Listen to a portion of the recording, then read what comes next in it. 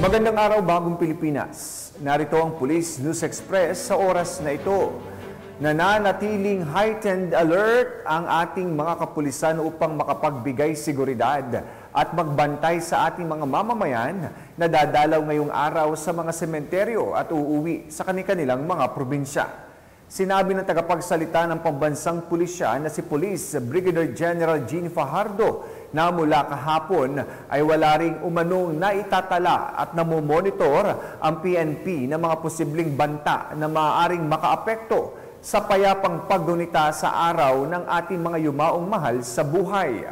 Sinisiguro naman ng PNP na tuloy-tuloy ang kanilang mahigpit na pagbabantay upang maidaos ng ligtas at maayos ang undas ngayong taon.